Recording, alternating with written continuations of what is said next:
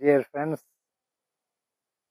Sanskrit channel ഇതുവരെ സംസ്കൃതം ഭക്തിഗാനങ്ങളാണ് എല്ലാവർക്കും കേൾപ്പിച്ചുകൊണ്ടിരുന്നത്. തുടർന്നും അതേ ഭക്തി രീതിയിൽ സംസ്കൃത ഭക്തിഗാനങ്ങൾ എല്ലാവർക്കും കേൾക്കാൻ സൗകര്യം നൽകുന്നതാണ്. ഇതിനിടയിൽ ഒരു മലയാളം വീഡിയോ കൂടി ഇടാൻ ആഗ്രഹിക്കുകയാണ്. വെള്ളത്തിൽ ആണ്ടുപോയ, ഇടുക്കിയുടെ ജലാശയത്തിൽ ആണ്ടുപോയ വൈരമണി എന്ന് പറയുന്ന ഒരു വിസ്തൃതമായ ഗ്രാമത്തിൻ്റെ കഥ, അവിടുത്തെ ജനജീവിതം വിവരിക്കുന്ന കഥ എഴുതാൻ അവസരമുണ്ടായി. വൈരമണിയിലെ ജനങ്ങളുടെ ജീവിതകഥ ആവിഷ്കരിച്ചിരിക്കുന്ന ഗ്രന്ഥമാണ് ഞാൻ രചിച്ച വൈരമണി എന്ന പേരിലുള്ള ഗ്രന്ഥം. അതിലെ വിവരണങ്ങൾ ഏറ്റവും കൂടുതൽ പറഞ്ഞു തന്നിട്ടുള്ളത് കാട്ടുവള്ളി കുട്ടിച്ചേട്ടൻ എന്ന 100 വയസ്സുള്ള 101 വയസ്സായി അദ്ദേഹത്തിനിപ്പോൾ ഒരു വന്ധ്യവയോധികനാണ്. അദ്ദേഹവും അദ്ദേഹത്തിൻ്റെ ഭാര്യ ക്ലാരമ്മയും കൂടി പറഞ്ഞു തന്ന അനേകം വിവരങ്ങൾ ചേർത്തിട്ടുള്ള ഒരു ഗ്രന്ഥമാണത്.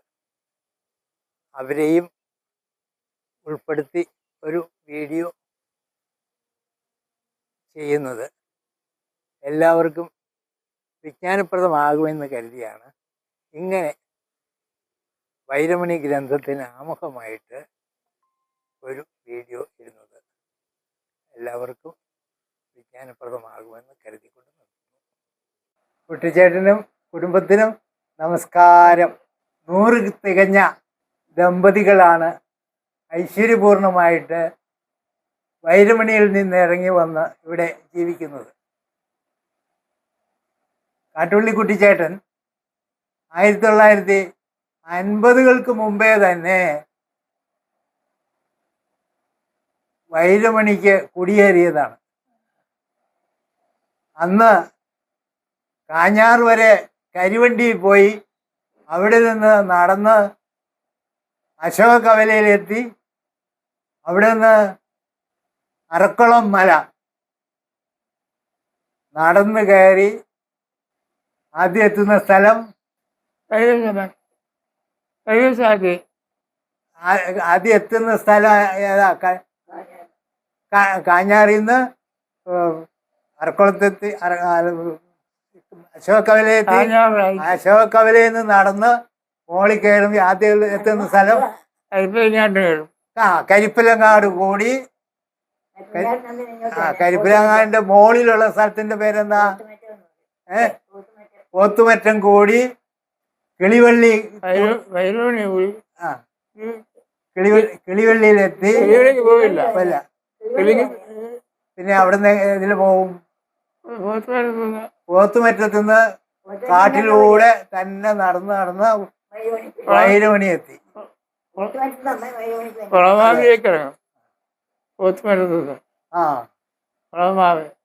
പോത്തുമറ്റന്ന് കുളമാവിലിറങ്ങും. കുളമാവിന്ന് വൈരമണി. അത് മുഴുവൻ അന്ന് വനമാണ്. ഈ കൊടും വനത്തിലൂടെ സഞ്ചരിച്ച് ആ ചതുപ്പ് നിറഞ്ഞ സ്ഥലത്ത് അന്നത്തെ DPI ആയിരുന്ന മൂങ്ങാമാക്കൽ സാറിൻ്റെ, MM മാത്യു സാറിൻ്റെ അലോട്ട്മെന്റ് വാങ്ങി പോയതാണ്. അന്ന് അവിടെ ചെല്ലുമ്പോൾ വൈരമണി വനപ്രദേശം ചതുപ്പ് എങ്ങനെയിരുന്നു എന്ന് ഞങ്ങളോട് പറഞ്ഞു തരണം.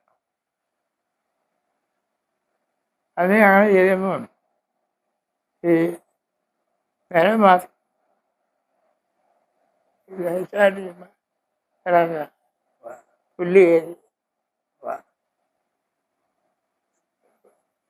പുള്ളിയേറി താമസിച്ചവരായി.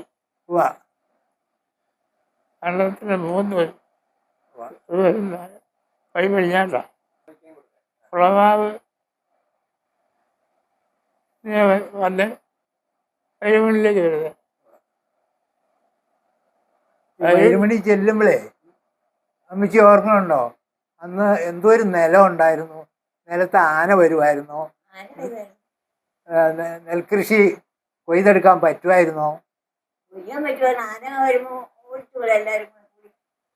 രാത്രി രാത്രി കാലങ്ങളിൽ എങ്ങനെ ഓടി? ആന പോകും.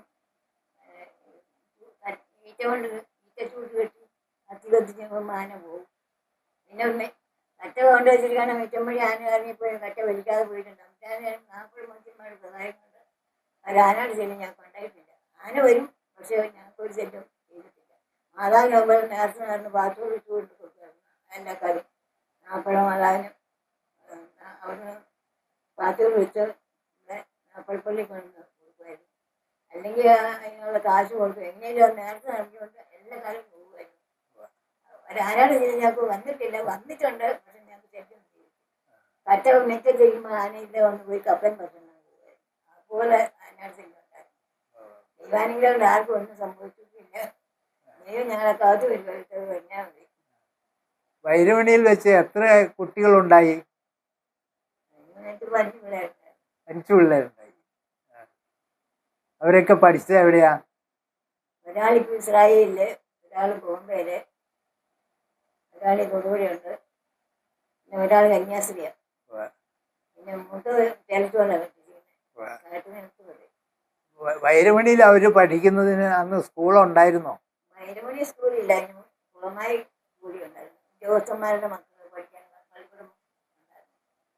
കാരണം അവിടെയാ കുളമായി വന്നാൽ പഠിക്കുന്നത്. LP സ്കൂള് സർക്കാരിന്റെ വൈരമണിയിൽ ഉണ്ടായിരുന്നില്ലേ? 4ാം ക്ലാസ് വരെ ഉണ്ടായിരുന്നു. ഊരാളിമാർക്ക് വേണ്ടി ഊരാളിമാരുടെ പിള്ളേർ പഠിപ്പിക്കാനായിട്ട് ട്രൈബൽ സ്കൂൾ ഉണ്ടായിരുന്നു. പ്രൈമറി ഞങ്ങൾക്ക് അവിടെ കുടിപ്പള്ളി കൂടാണ്. കുടിപ്പള്ളി കൂടും ഓല കെട്ടി പുൽമേഞ്ഞ എപ്പോഴും ചെറിയ കുട്ടികളെല്ലാം ഇരുത്തി അങ്ങനെ അത് കഴിഞ്ഞ് ഞങ്ങൾ പാല് കൂടും. ഈ ആനയുടെ ശല്യമല്ലാതെ വേറെ ചെന്നായ ഇതുപോലുള്ള മൃഗങ്ങളുടെ ശല്യം ഉണ്ടായിരുന്നു? കാട്ടുപന്നി ഉണ്ടായിരുന്നു. കാട്ടുപന്നി എന്തായിരുന്നു ശല്യം ചെയ്തിരുന്നത്?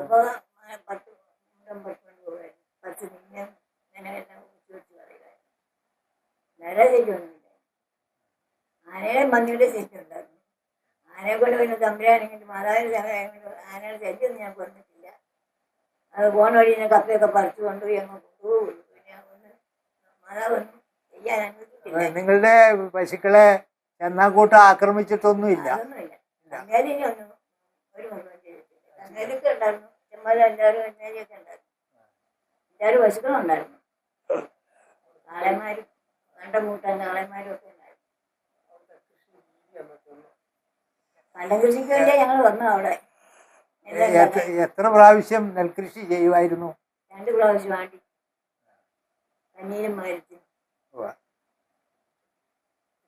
കൃഷിപ്പണിക്കാരെ അവിടെ കിട്ടുമായിരുന്നോ? ഇവിടുന്ന് തന്നെ ആൾക്കാർ അന്ന് കൃഷിപ്പണിക്കാർ കുടിയേറി അവിടെ എത്തിയായിരുന്നോ? അവിടെ ഉണ്ടായിരുന്നു. പിന്നെ ഇവിടെ ഞങ്ങൾ കൊണ്ടുപോയിട്ടുണ്ടായിരുന്നു. നാട്ടിൽ നിന്ന് കൊണ്ടുപോയായിരുന്നു.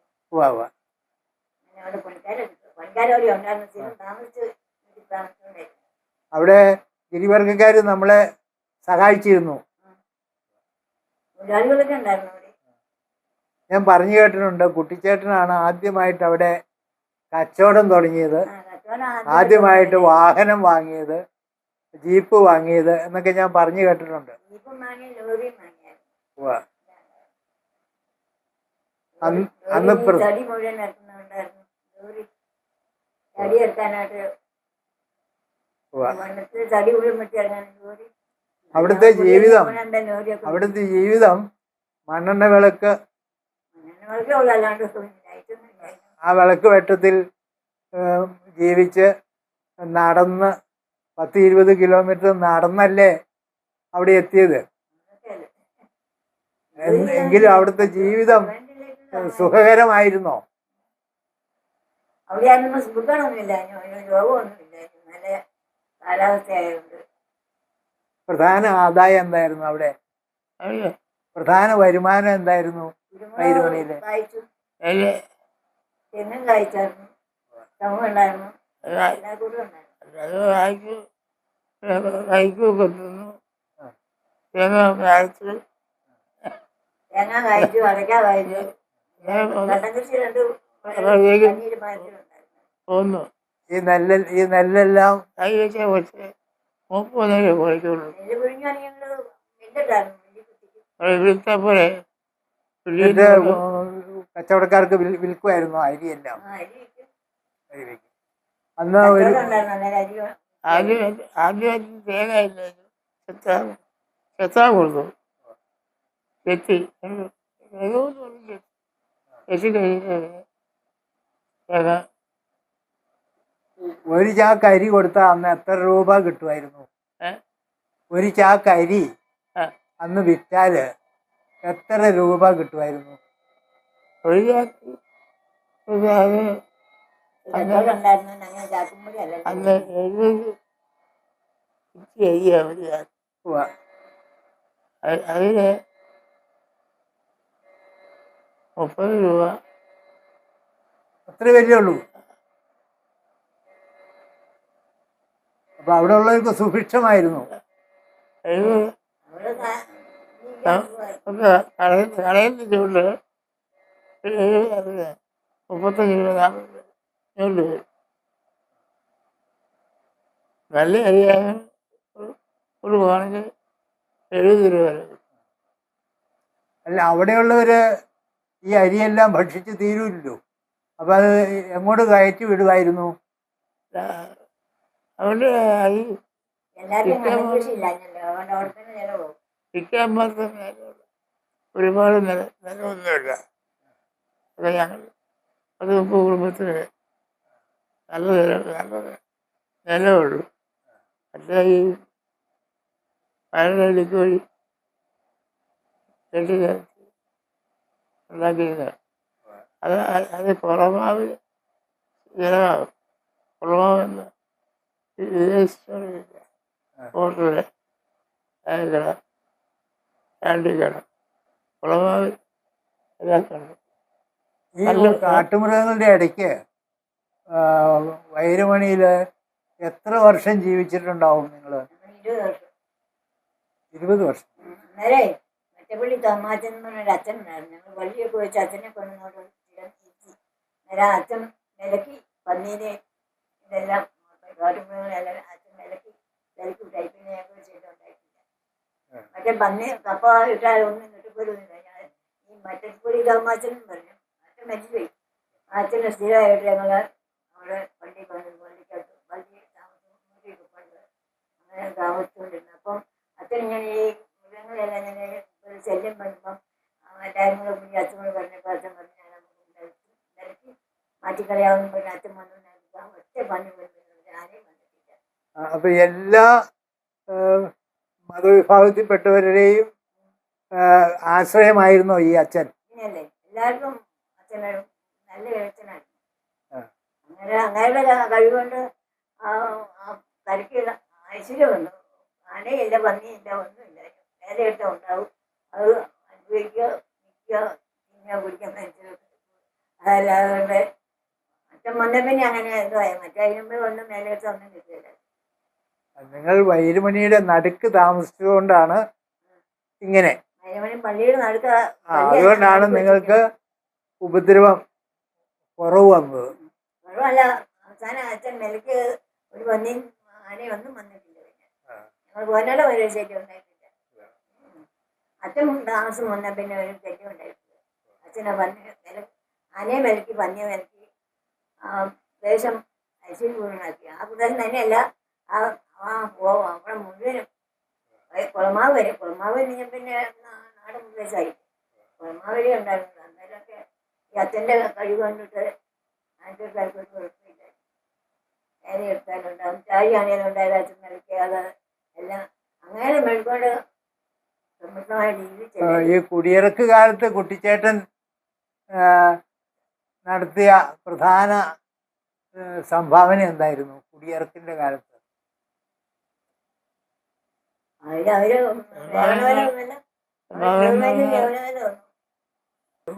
അവിടുന്ന് കുടിയിറക്കി കാളിയാറിന് കൊണ്ട് താമസിപ്പിച്ചില്ലേ നിങ്ങളെ?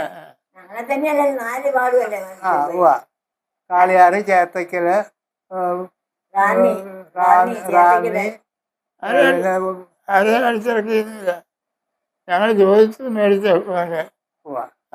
അപ്പൊ അതില് നല്ല കെട്ടുബലമുണ്ടായിരുന്നു. അതില് കുട്ടിച്ചേട്ടന് എന്തെങ്കിലും ഞാൻ അതിന് പ്രസിഡന്റായിരുന്നു. കർഷക സംഘത്തിന്റെ പ്രസിഡന്റായിരുന്നു. കർഷകരും പ്രസിഡന്റായിരുന്നു. അവകാശങ്ങൾക്ക് വേണ്ടിയിട്ട് എന്തെങ്കിലും സമരം ചെയ്തിട്ടുണ്ടോ? സമരം ഒത്തിരി ചെയ്തു. ഒത്തിരി അഞ്ചൂറ് പോലെ സമരം ചെയ്തു. ആൾക്കാരെല്ലാം കൂടെ പെണ്ണുങ്ങളും ആണുങ്ങളും പിള്ളേരും എല്ലാവരും കൂടെ സമരം ഹോമം വരെ എത്തി പോകുമായിരുന്നു. അന്നേരമാണ് ഈ ആനുകൂല്യമൊക്കെ കിട്ടിയത്. അതിനുമ്പോ ഒന്നുമില്ല. അത് ഭൂമി എന്തേലും ഉണ്ട്. അവിടുത്തെ ഭൂമികളുടെ 3 വനംഭൂമി അതുകൊണ്ട് സമരം ഒത്തിരി ആണെന്ന് പറഞ്ഞ് പാറ കൊണ്ട് കാണിച്ചു തരും. ഇത് തേക്കും ഈട്ടിയൊക്കെ കൈ വെച്ച് കന്യാരെ ആയി നിർത്തിയിരിക്കുക. ഇവിടെ വെക്കാം എന്നപ്പോൾ ഒന്നാ കയറി അയാൾ സമ്മതിക്കുന്നത് 10-15 കൊല്ലം. സമരം ചെയ്തു. 15 അല്ല 20 കൊല്ലം അവിടെ താമസിച്ചു. 20 കൊല്ലം താമസിച്ചു. അതിൽ 5 കൊല്ലം സമരമായിരുന്നു. ഞങ്ങളുടെ സമരം കഴിഞ്ഞപ്പോൾ പോയിട്ട് വന്നു. അവിടെ വളമായി പോലീസുകാരും കുളമാവ് പോലീസുകാരായി. മറ്റേ ഇടുക്കി പോലീസ് തിരുവനന്തപുരത്തൊക്കെ നിങ്ങൾ സമരം നയിച്ച് കളക്ട്രേറ്റിലൊക്കെ അവിടെ അസംബ്ലിയിലൊക്കെ പോയി പരാതിപ്പെട്ടിട്ടുണ്ടോ? മന്ത്രിമന്ദിരങ്ങളിൽ തിരുവനന്തപുരത്തൊക്കെ നിവേദനങ്ങളുമായിട്ട് പോയിട്ടുണ്ടോ നിങ്ങൾ?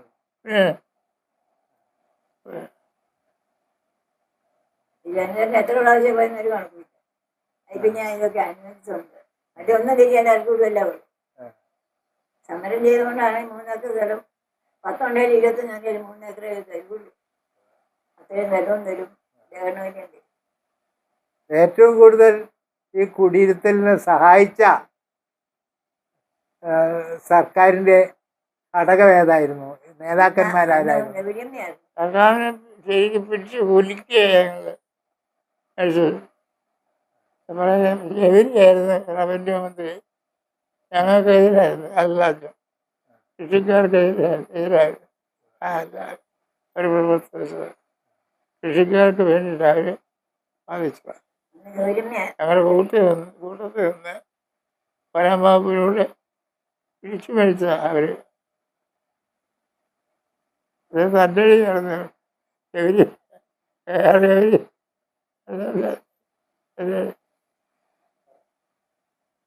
അപ്പോൾ അവിടെ ഉണ്ടായ ഏറ്റവും ഓർത്തിരിക്കുന്ന ഏറ്റവും നല്ലൊരു അനുഭവം പറയാമോ? വൈരമണിയിലുണ്ടായ ഏറ്റവും നല്ലൊരു അനുഭവം കുട്ടിച്ചേട്ടൻ്റെ ഓർമ്മയിലുള്ളത് പറയാമോ? ഞങ്ങൾക്ക് വലിയ അനുഭവം കിട്ടി. നല്ല കാര്യമാണ്. പള്ളിയുടെ മുറി നീളം വീതിയുണ്ടല്ലോ, 60-40 നീളമുണ്ട്. അന്നത്തെ നീളം വരി ആ നീളത്തിൽ പള്ളിയുടെ പുറകെ വശം ഒരു 20 അടി കൂട്ടി എടുത്തിട്ട് അതിനകത്ത് റേഷൻ കട കടയില് അതിന് മുമ്പ് ചുവന്ന കൊണ്ട് കൊടുത്തോണ്ടിരിക്കുകയായിരുന്നു. അയ്യൊക്കെ അപ്പൊ ജനങ്ങൾക്ക് നിത്യോപയോഗ സാധനങ്ങളെല്ലാം കിട്ടിത്തുടങ്ങി. അരിയും പഞ്ചസാരയും മണ്ണെണ്ണയും. ഇത് വാടക കൂടാതെ പള്ളി കൊടുത്തു ഈ മുറി. അവിടെ കിടന്ന് വലിയ സേവനമായിരുന്നു അത്. അവിടെ വന്ന് അതിന് ഏറ്റവും മുൻകൈ എടുത്തത് കുട്ടിച്ചേട്ടൻ തന്നെയാണോ? നല്ല കട കുളമാവിൽ കടയുള്ളൂ. അപ്പോൾ ഇത്രയും അനുഭവങ്ങൾ വൈരമണി ജീവിതവുമായിട്ട് പങ്കുവച്ച കുട്ടിച്ചേട്ടനും കുടുംബത്തിനും നന്ദി പറയുന്നു. ഈ 100 വർഷം ജീവിക്കാൻ, ആരോഗ്യത്തോടെ ജീവിക്കാൻ ഇടയായ കുട്ടിച്ചേട്ടനും കുടുംബത്തിനും ഇനിയും ദൈവാനുഗ്രഹം സമൃദ്ധമായി ഉണ്ടാകട്ടെ എന്ന് ആശംസിച്ചുകൊണ്ട് നിർത്തുന്നു.